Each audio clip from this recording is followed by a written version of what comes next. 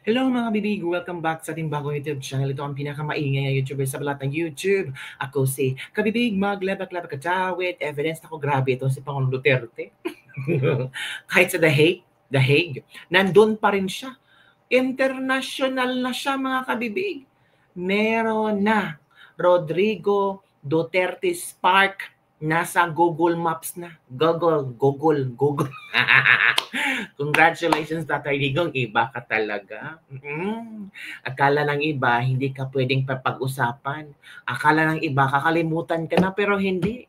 Ano ka ba, sabi pa, nagbilin ka og landmark. Yes. Meron kang landmark na sa ICC sa The Hague, the Netherlands. Iba ang karisma, iba ang power ng isang Duterte.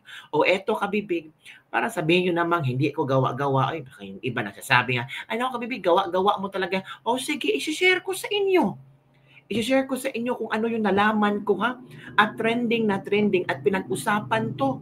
Baka sabihin nyo naman gawa-gawa lang ito ng mga DDS. Ay eto kabibig, i-share ko sa inyo. Tingnan natin kung ano ang findings nila. Yan o.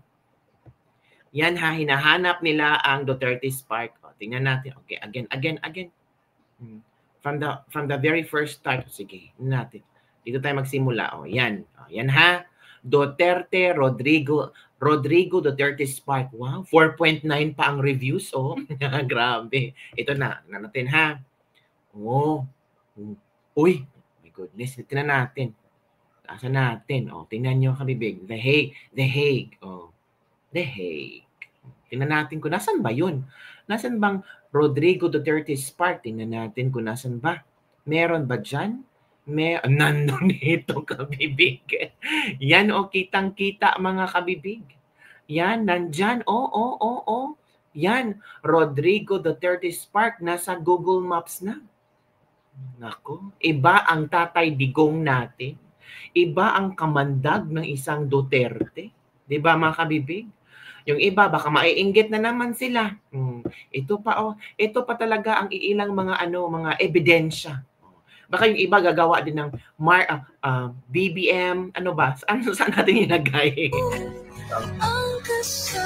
Mo ha, sinerch niya. Nasaan ba? Yan. May mukha pa ni Tatay Digong. Di ba kabibig? Agoy. Tingnan nyo kabibig. Di ba?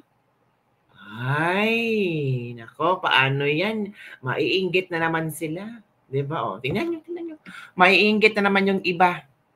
Oh, wow. 'Di ba? Yan pala ang part ni Tatay Digong. Congratulations, Tatay Digong. Tingnan nyo. Nako, may maiinggit na naman ito. Sabihin niyo naman ito ang reaction mga netizen ha. Sikat jud si Tatay Digong, the best ever president and the president hero all over the Philippines. Maging history din yung part na yan.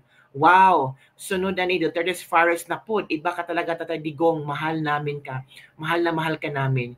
Bet ko yung food court. Tuto din naman. Daming foods. Kakapatlak. We love you, Tay. So, pang sikat tuloy yung Tatay Diggs. Diyan, mabuti pa sa ibang country na appreciate si Tatay Digong. Yun ha. Yun ang ilang komento ng mga netizen natin na na-appreciate si Tatay Digong ng mga taga the Netherlands, mga Dutch. Na-appreciate si Tatay Digong. Hindi katulad dito sa Pilipinas, parang kinukontra si Tatay Digong. Yan Tatay. Diba? Yan mga kabibig. So, saan pa maghanap pa tayo? Ito pala. Yan. Para kitang-kita. Ang laki. Yan Duterte Spark. Kita nyo? Lagyan natin. Duterte Spark. Kita nyo. So, ito lang ang mga ilang komento. Only Duterte legacy from among all the President of the Philippines. Okay. May opening and closing hours pa. Amazing, Tatay Digong. Wow, iba talaga ang tatak Duterte. Wow, may part na niya pang international. Pang international lang nga. The best ka talaga, Tatay Digong. Kau lang nakulong pero may sariling park. Power kaayo. Mas ito pa. Yan sinabi ni Tatay Digong, you make your own history. We love you, tatay. Sana makatungtong din kami dyan sa Duterte Park in The Hague soon. Okay. Destiny, kapalaran ang naglagay sa kanya sa posisyon na yan at makikita ng buong mundo kung paano siya minahal ng sambayan ng Pilipino. Diba, mga kabibig? So ano na mga reaction niyo dito? Happy ba kayo? Internationally, appreciated si Tatay Digong at meron na siyang Rodrigo Duterte Park sa The Hague. Nandun na sa Google Maps. Diba? Ito pa. Ito isang pasabog. Nandun na si Pulong sa ICC sa The Hague. Ito, isang pasabog natin kabibig na kung saan, naku, ano ba ang kalagay ni Pangulong Duterte? Ano ba ang reaksyon ni Pulong Duterte? Ito na kabibig, makinig tayo. Mga kapartners, so, sir, naitugon si PPRD sa mga... pinapabot niya yung pasasalamat niya sa patuloy niyong suporta sa kanya. At pinapaalam niya sa buong sambayan ng Pilipino na patuloy po raw suportahan ang PDP laban Duterte Senators +2. Final niya. Sino kaya itong +2 ni Tatay Digong? Kinakabahan tayo. Duterte +2. Ngayon, magsasalita na si Pangulong Duterte kung sino yung +2 niya. Ito ba ay sina Amy Marcos at si Camille Villar? Malalaman natin. In-endorse ngayon sa loob, pinapaalam sa inyo si Kerubin pati si Hunasan. Si Kerubin at saka si Hunasan ang +2 ni Tatay Digong. Duterte plus Kerubin and Hunasan. Mga kabibig ha? Remember, Kerubin at Hunasan ang +2 ni Tatay Digong. Pero wag yung kalimutan, PDP laban. Duterte plus Kerubin and Hunasan. Yon ang inendorso ni Tatay Digong. And with the emphasis na patuloy suportahan yung matalik niyang kaibigan na si Rodante Marcoleta. Yes po. Yun ang matalik niyang kaibigan si Rodante Marcoleta dapat makapasok. Pero Duterte, pasok na yan, di ba mga kabibig? Agree? Agree ba kayo? Comment down below kung agree kayo sa inendorso na +2 ni Tatay Digong, si Hunasan at sa Kerubin. Maraming salamat sa inyo lahat. Okay, thank you. Okay naman siya. Okay siya, sir. Nakita niyo si Senator Padilla nung nakulong, di ba? Yes po. Malayo. Mas bad boy tingnan. Bad boy. Ngayon mukhang mayor. Nasa mabuting kalagayan naman. Inalagaan siya na maayos sa loob. Amen. Thank you. Nakaimensahe kung sa mga Pilipino kadadlaw na nagabisita diri nagsuporta sa Salamat kayo, salamat. Pati siya ginapabot niya sa inyo ang iyang pasalamat. Kay sige sa pangutana og nabod daw Pilipino sa ko daghan. Always, every day. Salamat. Palagi na sasabi, nagtatanong si Tatay Digong kung marami pa bang Pilipino sa Rodrigo Duterte Park. Sabi ni Pulong, ang dami. Madami pa ring Pilipino at hindi sila nagsasawa. Salamat kayo, salamat.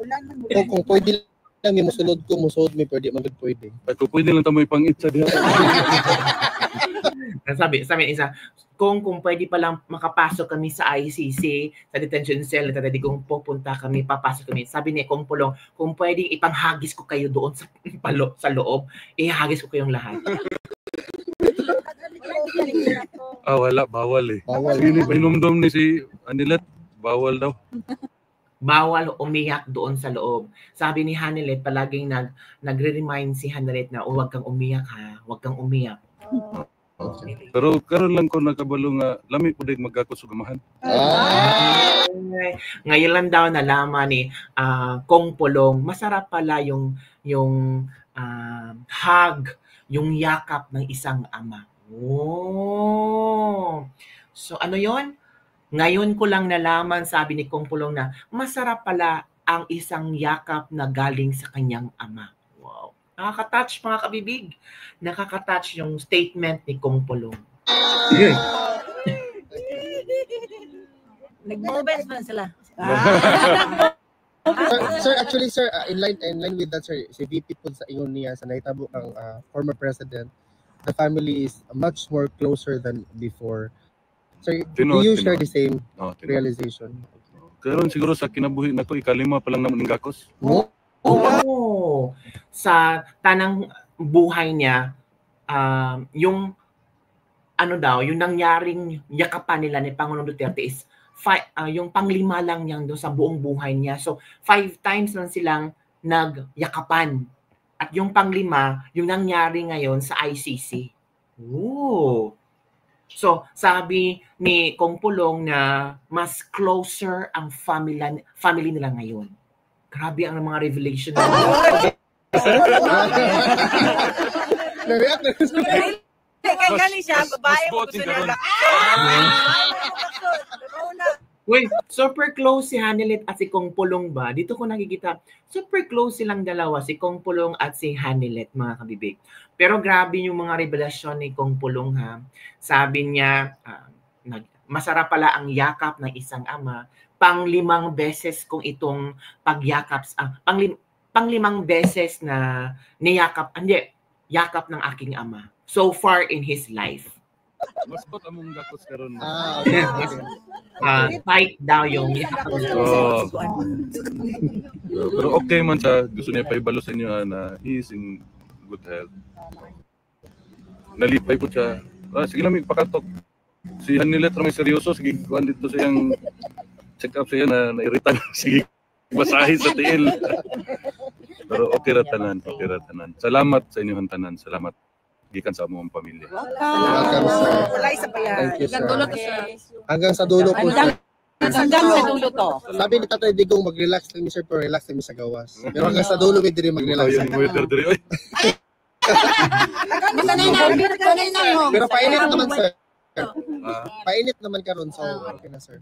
Sir, ang mga tao wala gid problema og nadire. Makaog, kape, tanan, tinapay. Istoryahin lang ni sir, kung gusto niyo makaunon kay paluto na mo. Kaya mo ulaw ta.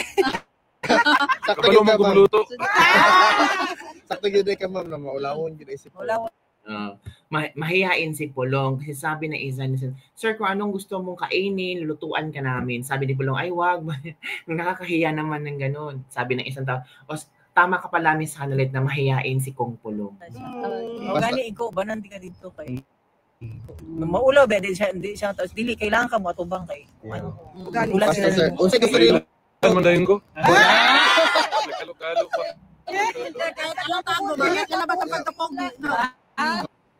So yun, kabibig, yun ang latest development or updates ni Pangulong Duterte at talagang grabe, emotional yun, no? Emotional yung mga statements ni Kong Pulong na nagyakapan sila ng kanyang ama, na mas masarap pala ang yakap ng isang ama, panglima pala yung panglimang times sa kanyang talang buhay na nayakap niya ang kanyang ama. So yun ang kabibig ng ating latest Libak-Libak Free. Don't forget Duterte, Gringo Honasan at sino yung isa?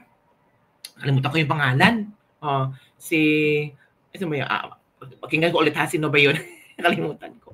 Si Kerobin. Si Honasan at saka si Kerobin yung last 2 ni Pangulong Duterte. Comment down below kung bubutuhan nyo ba si Kerobin at Honasan. Pero huwag yung kalimutan ang Duterte. Bye everyone. See you next time.